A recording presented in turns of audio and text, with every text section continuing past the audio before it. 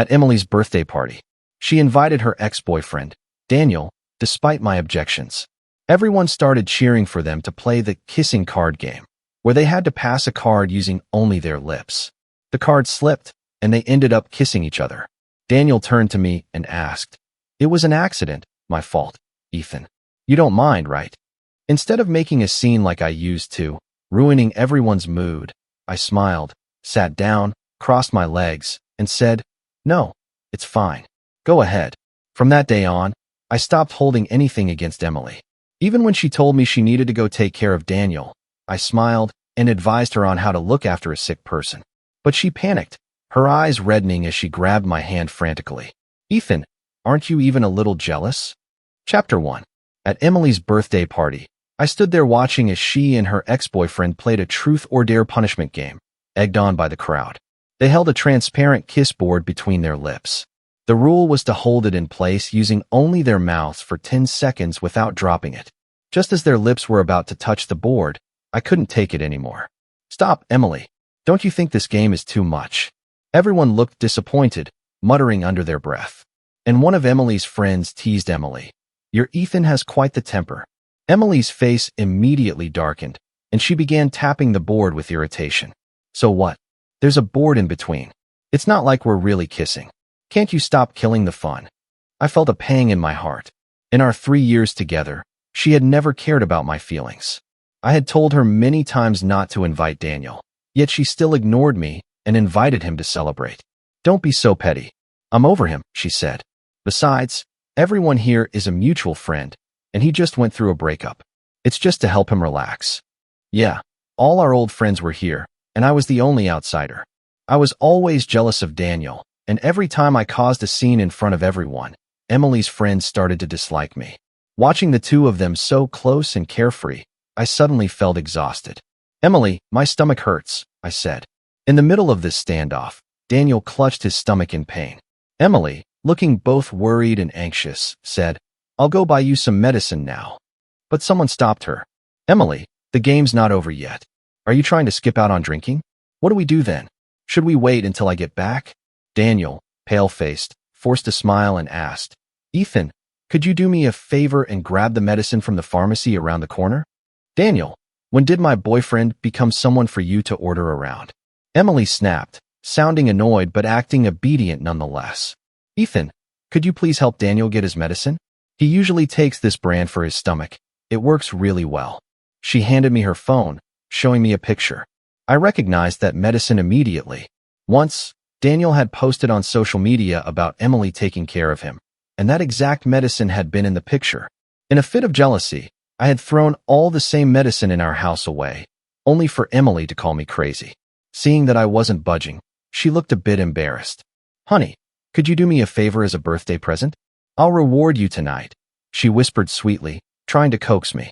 Here we go again. She was dangling a carrot in front of me, trying to trick me into doing what she wanted. In the past, I would have eagerly agreed, only to be pushed away with excuses when it was time to claim my reward. Now, all I wanted was to escape this suffocating place. "Okay," I said, standing up and leaving the room. As I reached the pharmacy, Daniel sent me a message. "Ethan, the punishment game with Emily isn't over yet. Hope you can forgive me for what's coming." I ignored him and hurried back to the room. As I opened the door, I saw them with their lips pressed together, separated only by the board, as everyone cheered and counted down. 10, 9, 8. My heart sank to the bottom. Emily had ultimately let me down. As I entered, Daniel flinched, and the board slipped from their mouths. Emily, caught off guard, fell forward and planted her lips squarely on Daniel's. There they were, kissing in front of everyone. Emily quickly pulled back, screaming in shock as she frantically wiped her lips. Daniel, looking nervous, turned to me and said, "It was an accident, my fault, Ethan. You don't mind." Emily, scrubbing her lips until they were red, added, "Honey, it was just an accident. Don't be mad." I calmly sat down, crossed my legs, and smiled. "No, it's fine. Go ahead." Everyone was stunned. In the past, I would have flipped the table and caused a scene. Emily would have immediately stepped in to criticize me. "It was just a joke. Why are you overreacting? You're embarrassing us." And Daniel would have played the good guy. "Come on, Ethan. He's just too protective of you. Listen to me, don't argue. Then Emily would scold me. Look how considerate he is. Can't you be more mature? I was always made out to be the bad guy, while Daniel always came out looking good. Today, I didn't cause a scene. I silently took a sip of tea. Emily looked uneasy. She came over to me, asking if I wasn't feeling well. Where's the medicine? I didn't buy it. He seems fine, able to play games. I don't think he needs it, I said flatly. Emily's face flashed with anger. This was the first time I hadn't met her demands. Let's keep playing.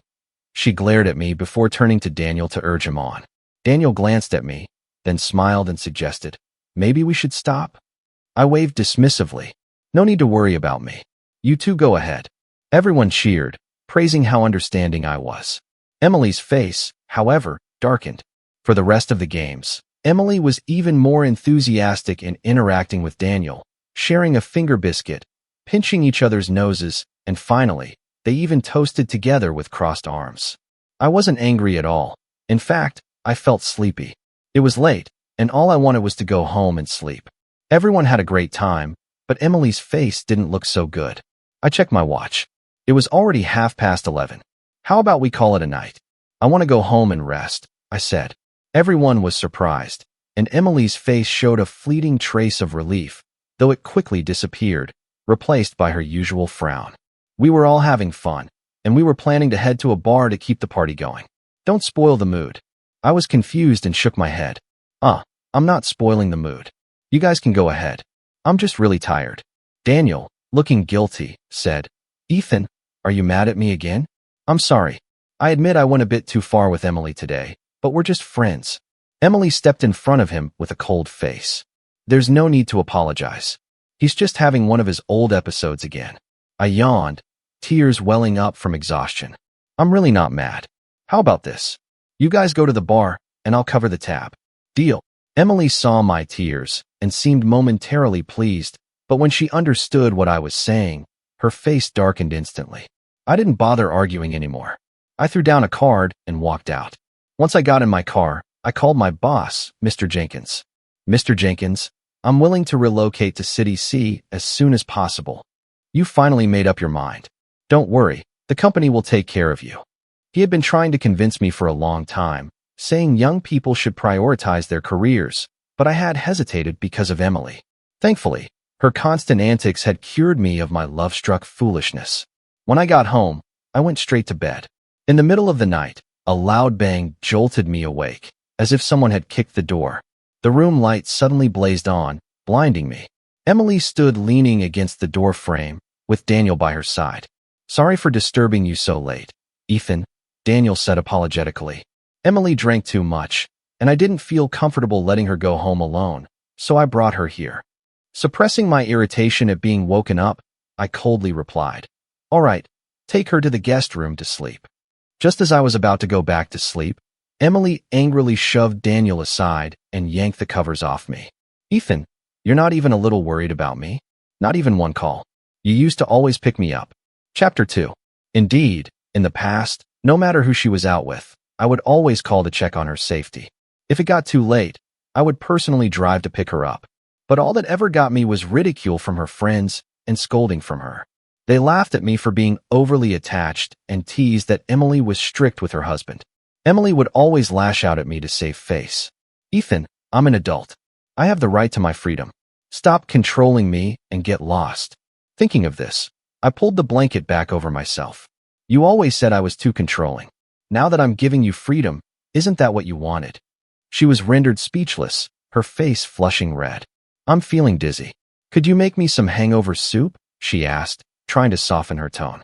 In the past, every time she drank, I would make her that soup. But now, I didn't feel like it anymore. The ingredients are in the kitchen. If you want it, make it yourself. I have work tomorrow. I'm going to sleep. I got up, pushed both of them out of the room, and locked the door. Emily started banging on the door, shouting, Ethan, are you giving me attitude now? I would have done all these things without her needing to ask. Now, even when she humbled herself to ask sweetly in front of Daniel, I felt nothing. But really, what did it matter to me? I put on my noise-canceling earplugs and fell into a deep sleep. It was the best sleep I'd had in a long time, without any dreams. The next morning, I walked out to find Emily in an apron, glaring at me with resentment. I thought you were going to sleep all day? Go make some porridge. Daniel says his stomach hurts. A smell of burnt food came from the kitchen. She had tried cooking for Daniel and failed miserably. Why should I? I said with a cold laugh, making Emily look up in shock. He's your ex-boyfriend, not mine. Daniel, clutching his stomach from the couch, weakly chimed in. Emily, you two don't need to fight because of me. I'll leave now. I laughed. If you were truly considerate, you would have left last night.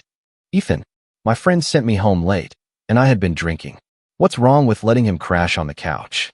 Emily screamed. Nothing.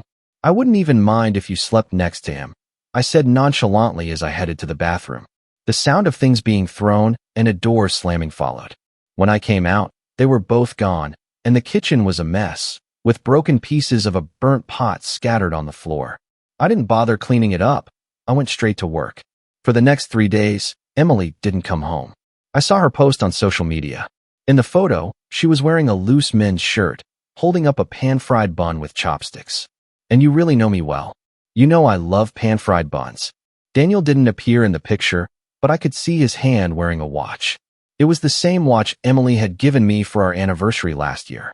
At the time, I had been overjoyed, only to later find out Daniel had the exact same one. Chapter 3. From that day on, I threw the watch into a drawer and never wore it again. Every time Emily and I fought, she would run to Daniel and post passive-aggressive updates on social media, for my eyes only, like today. In the past, I would have panicked, calling her over and over, begging her to come home.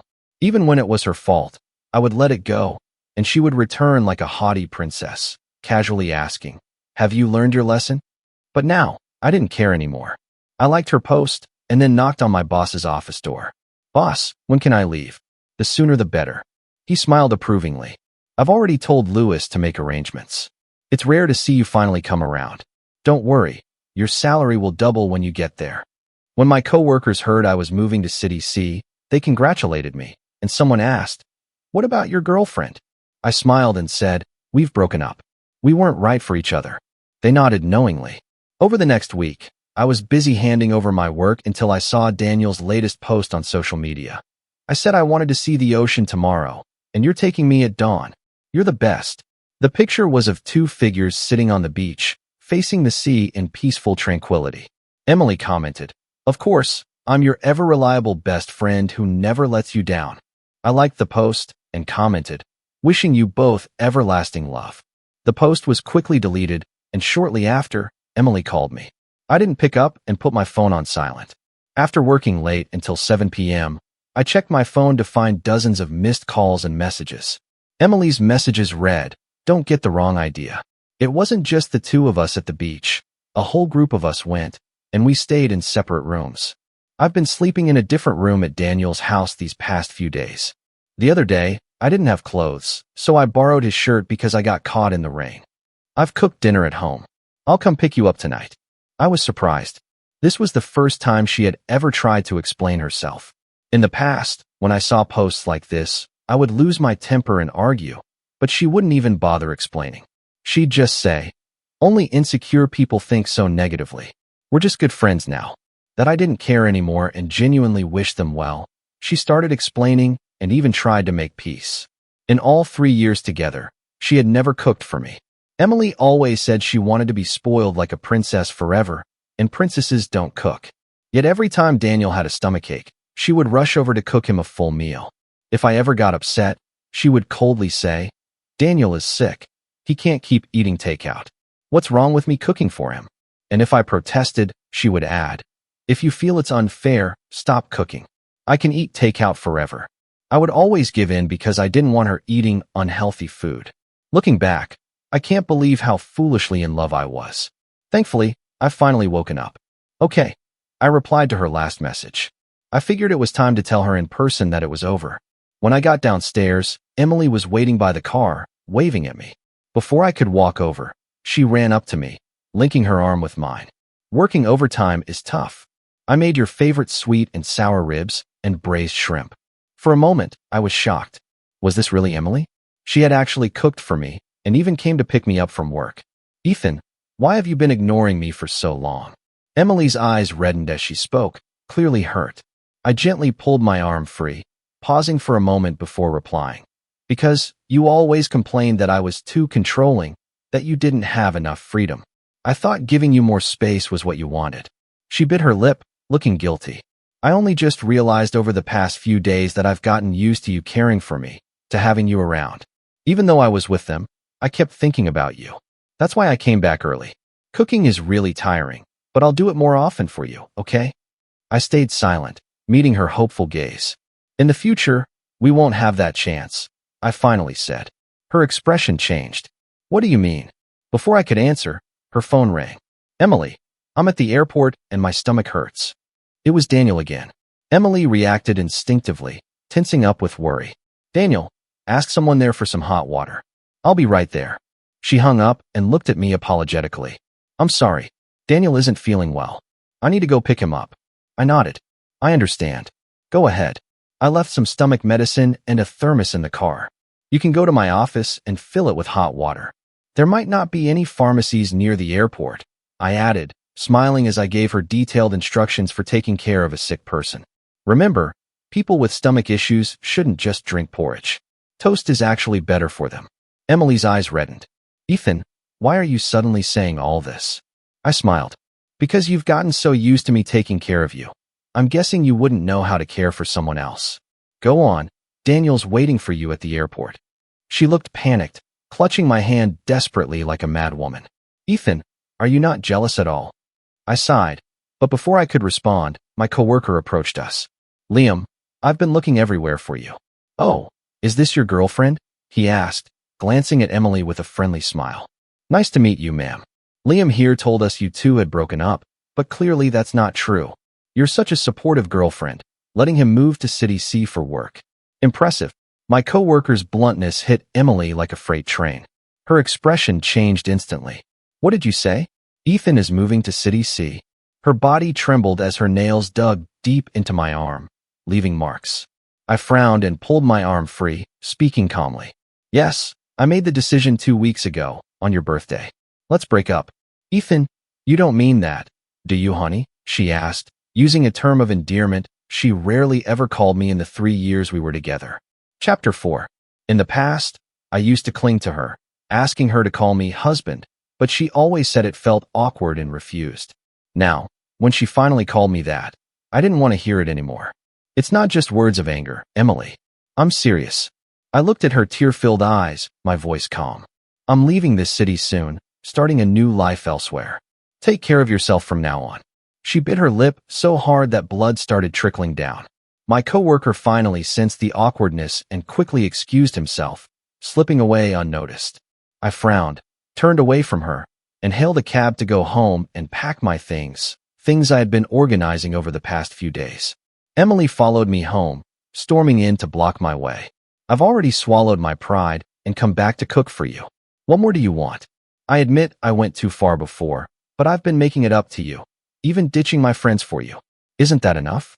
Throwing a tantrum has its limits, and now you're pulling this act just to fool me. Her bloodshot eyes glared at me, convinced I was just acting out of spite. I'm giving you one last chance. As long as you don't say the words break up, I'll promise not to see Daniel again. I chuckled and shook my head. It's too late for that, Emily. I don't love you anymore. Her face turned pale as she desperately searched my eyes for something, anything. I don't believe you. I won't agree to breaking up. Her phone rang again, and Daniel's weak voice came through. Emily, where are you? I feel awful.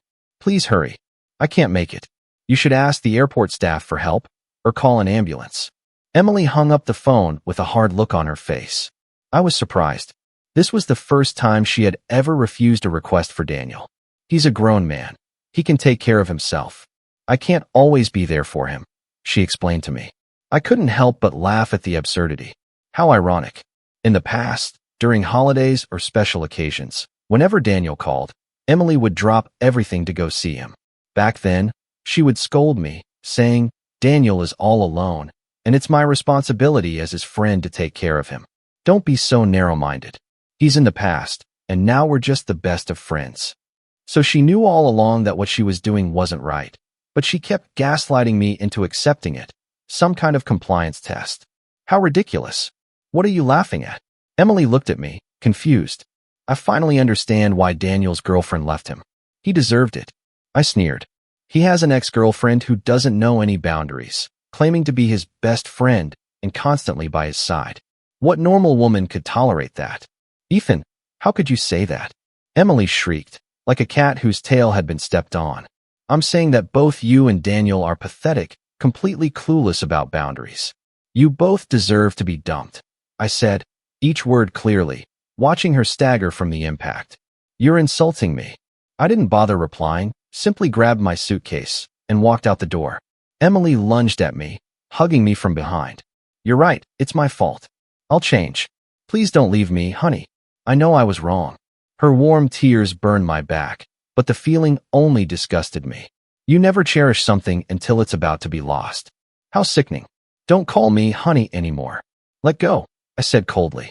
No, I won't let you go. Emily began to act like a spoiled child, refusing to let me leave. I pried her arms off and walked away without looking back. Behind me, I could hear her heart-wrenching screams. Sigh. I had hoped for an amicable breakup, but it didn't turn out that way. I guess I can't pretend to be a saint and just brush off the people who hurt me with a smile. With a heavy sigh, I dragged my suitcase back to the office. There was still a week before I had to leave the province, so I temporarily stayed at a hotel near the office. For the next 2 days, Emily kept bombarding me with calls and messages, apologies, reminiscing about the past, begging for forgiveness. I was so irritated that I blocked her on everything. Looking out at the rain outside my window, I felt a wave of relief wash over me. Liam, there's someone downstairs asking for you. My coworker called me down, and I found Emily standing there, hugging herself. It was early autumn, and she had been caught in the rain, soaked through and shivering. When she saw me, her eyes lit up, and she hurried over to hug me. I stepped back a few paces and frowned. What are you doing here? Please, honey, stop being like this. Let's go home, okay? She pleaded, her eyes red and puffy, likely from days of not sleeping well. I'm not going back. That house belongs to you. We've already broken up, so there's no reason for me to live there anymore. I replied indifferently. I know you're angry because I didn't know my boundaries before, and because I brought Daniel to my birthday party and played games with him. I've reflected on it deeply and promise I'll never do it again. I've already told Daniel not to contact me unless it's important. Please forgive me, she begged, a glimmer of hope in her eyes. I said nothing, and she continued. I've even thought over what you said when you insulted me that day. You were right. If you're still mad, you can keep yelling at me. This version of her felt both familiar and foreign. Humble, cautious, desperate, and without dignity. It reminded me of my old self. I used to be that way too, except back then, she was the one who made me feel so small. I have no connection to you anymore. I won't yell at you. I have work to do. Goodbye. I coldly brushed her off, turning to leave. Desperate, Emily pulled a small object from her pocket, wrapped in plastic. I know you left the house in a huff, and that's why you didn't take this charm with you. You once said you'd take it with you everywhere, just like you'd take me. Ethan, could you really break your own promise? As I took the charm from her hand, memories came flooding back. Chapter 5. This charm was something Emily got for me when we first met 3 years ago. I had just started working in the city, and one evening after work, I went out for dinner with colleagues. Suddenly, I heard a faint cry for help from a nearby table. Turning around, I saw a pure and beautiful girl being dragged out by her friends. That girl was Emily. Her face was flushed unnaturally, and the guys with her glared at me. We're friends, mind your own business, they snapped. Even my colleagues urged me not to get involved, but I stood up anyway, acting like a fool. She's calling for help. I have reason to believe you're trying to kidnap her. If you don't let her go, I'll call the police.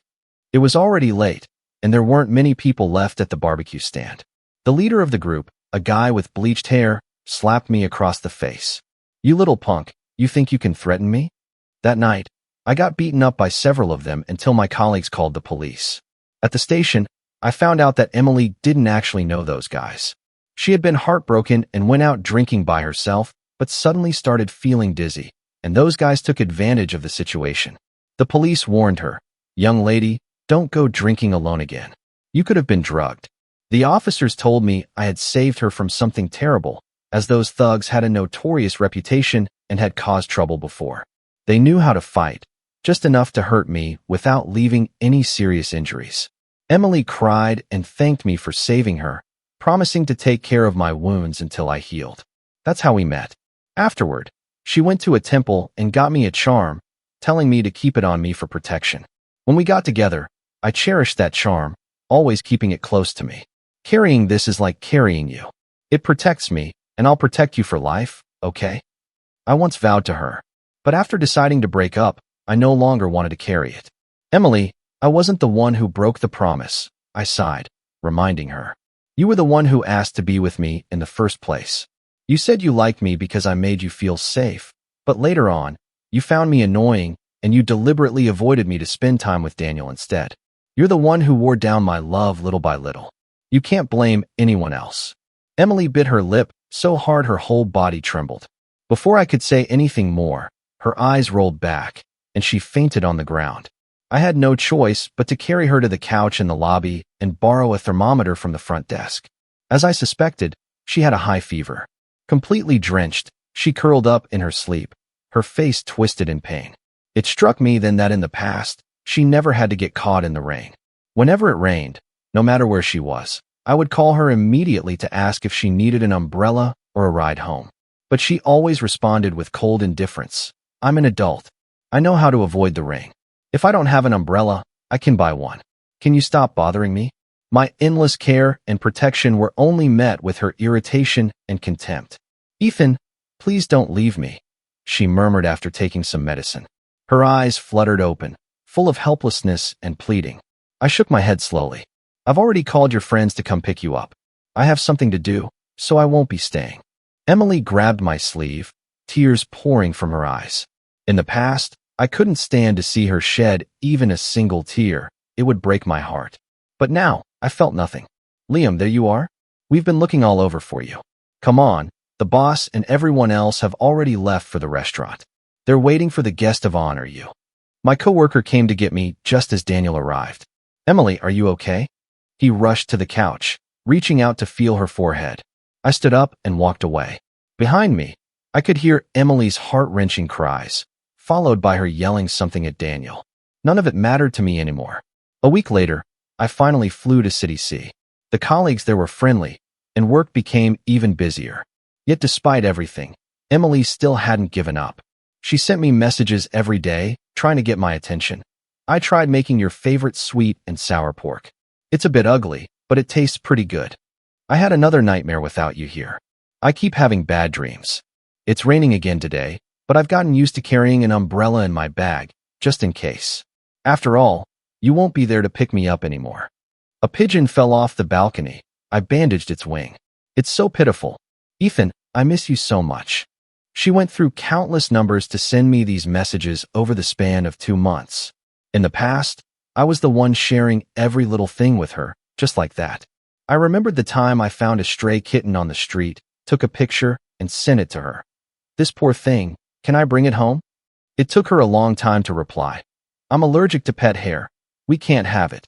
At that moment, I realized she hadn't even bothered to look at the picture. My disappointment grew over time until eventually I became used to it. After all, I loved her more, so I was willing to lower myself. But now that I no longer loved her, she had only just started trying to share things with me. Too little, too late. Delayed affection is worth less than nothing. Delayed sharing is just a nuisance. During this time, Daniel had stopped posting anything about Emily.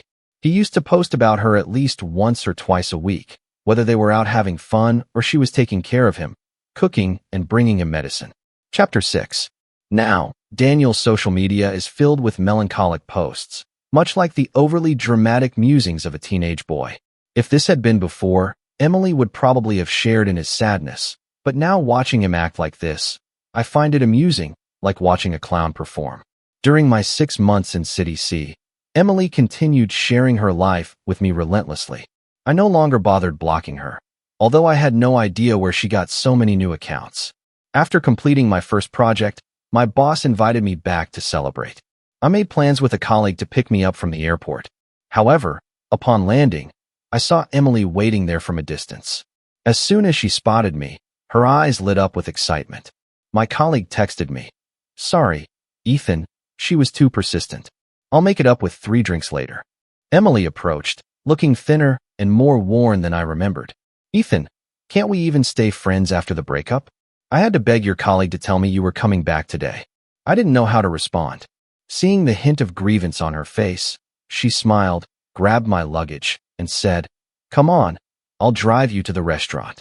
Women really are mysterious creatures. Despite our breakup and my coldness for the past 6 months, she clung to me like glue, unwilling to sever the connection. I instinctively went to sit in the back seat, but she pulled me into the front passenger seat instead. In the past, the front seat had always been reserved for Daniel. Even when the 3 of us were together, I had always been relegated to the back. "What are you looking for?" Emily asked, noticing me glance at the center console. I remembered that spot used to be filled with Daniel's things: breath freshener, cologne samples, and men's hand cream. Once, I got so angry about those items that I tried to throw them out. But Emily had mocked me, saying I was petty and that I was trying to keep others from living their best lives just because I wasn't as refined as them. Those are just things. How do they affect you? Now all those things were gone, likely thrown away. So she did understand that they had significance, that they weren't just harmless objects. "Nothing," I replied. As the car crawled through traffic, Emily turned to me when we hit a red light. "I'm sorry I didn't have good boundaries back then. I thought it didn't matter who sat in the front or who left things there, but now I get how you must have felt." I stayed silent. As we moved forward in stop-and-go traffic, my post-flight nausea worsened. I brought some motion sickness pills just in case. She handed me a bottle, then opened a thermos from the cup holder. "It's chilly now, drink some hot water." It was the same thermos I had told her to give Daniel. That touched something in me. If this had been in the past, I would have been overjoyed just to have her come pick me up, let alone be so thoughtful. But back then, she would have hung up impatiently, telling me she was too busy and that I should take a cab home.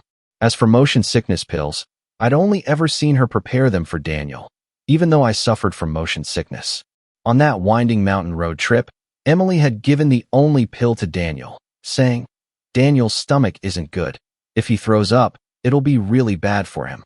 You can hold on a bit longer, right? I didn't even know you get car sick." I had clung to the side of a tree, vomiting bitter bile as the stomach acid burned my throat. But Emily had known about my motion sickness. She just hadn't cared. I remembered when we first started dating, I went with her to the amusement park and threw up terribly after riding the pirate ship. She had been so concerned back then. "Why didn't you tell me you get motion sickness, silly? I wouldn't have forced you to ride it." I had laughed it off, telling her I had taken medicine beforehand but miscalculated the dosage. She had cried, hugging me and saying, "Ethan, you're so good to me." But later, after Daniel appeared, she gradually forgot these things. Now, after our breakup, it seemed she had remembered them again.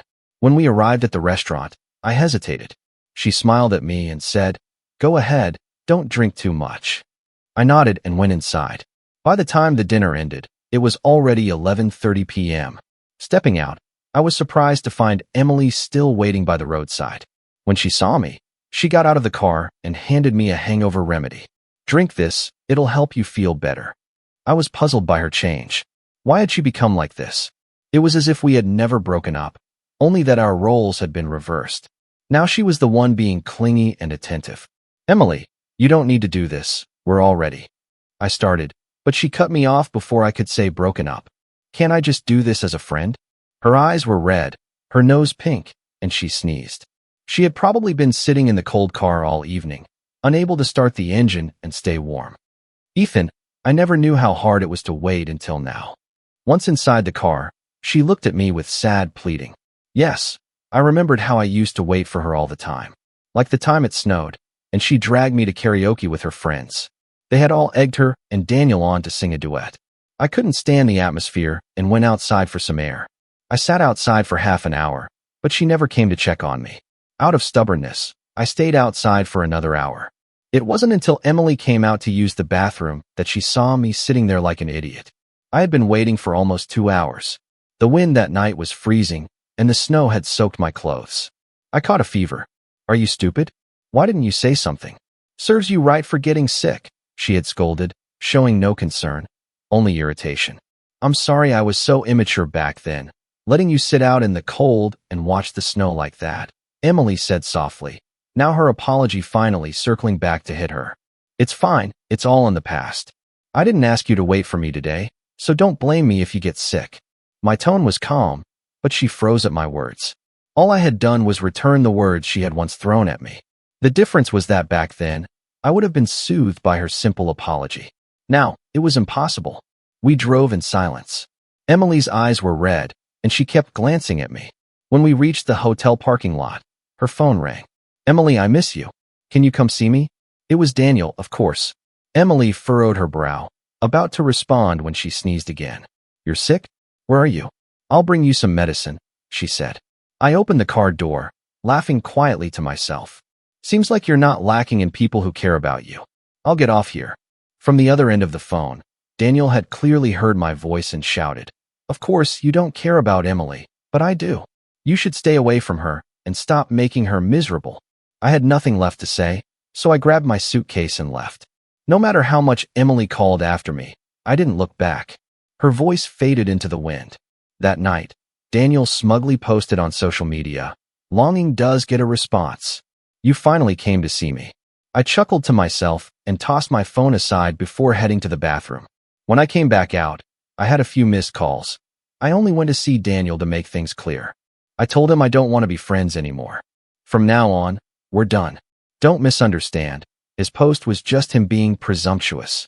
I made him delete it. Sure enough, Daniel's post had already disappeared, but I could only laugh. In the past, every time Daniel dragged Emily away from me, he would post about how their friendship was worth celebrating. No matter how upset I got, Emily would coldly tell me, We're just friends. Why do you care so much about these trivial things? What am I supposed to control what my friends post? Don't be ridiculous. Her scolding words were still fresh in my memory, but now she seemed to understand. It was these so-called trivial things that had slowly eroded my love for her. Your friend can post whatever he wants. Freedom of speech, freedom of choice. I replied with just that one sentence. Chapter 7. Like a boomerang striking her right between the eyes, Emily finally broke down. She sent me voice messages, crying, I was wrong.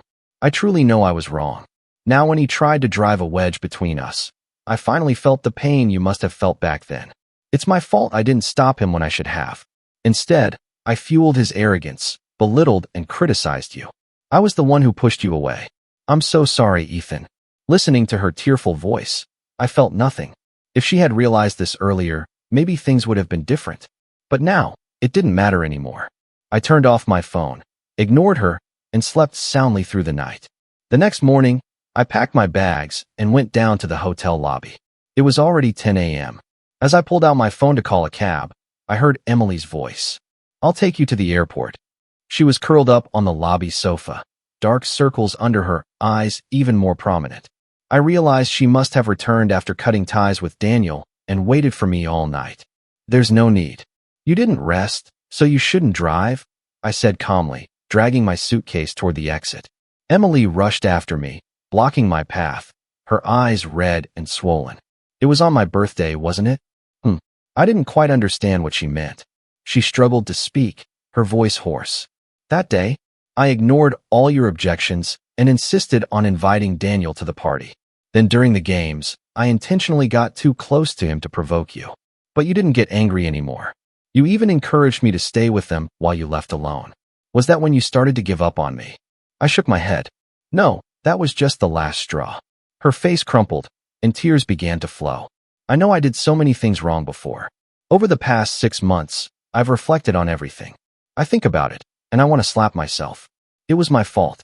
I took advantage of your love, thinking you'd never leave me, so I kept testing your limits. I just wanted to see how much you cared, to hear you say you loved me. She choked on her sobs, her words barely intelligible. But I almost forgot, people's hearts grow cold. It's my fault. Please forgive me, give me another chance. I've already cut ties with all those friends. I'll change. I'll be the girlfriend you've always wanted. I'll make you breakfast, go everywhere with you. Take care of your health. I won't miss any more anniversaries, and I'll never give someone else the same gifts I give you. From now on, you'll be my only one, please. I looked at her, but didn't say anything. She grew desperate. I'll do all of it. I swear. I've already deleted those people and told them not to contact me. Please believe me. I sighed and smiled softly. So you see, you knew all along what you were doing wrong, but you still did it. Every time I got angry and argued, you never reflected on it. Instead, you turned it around on me, accusing me of being the problem. Like you said, you were confident in my love for you. You thought I'd never leave, that I'd stick to you like a desperate fool. You took my love and smothered it. It's over, Emily. Breaking up is the best outcome for both of us. No, I still love you, Ethan. I still love you. Emily cried out in panic, no longer caring about her dignity. But Emily, I don't love you anymore.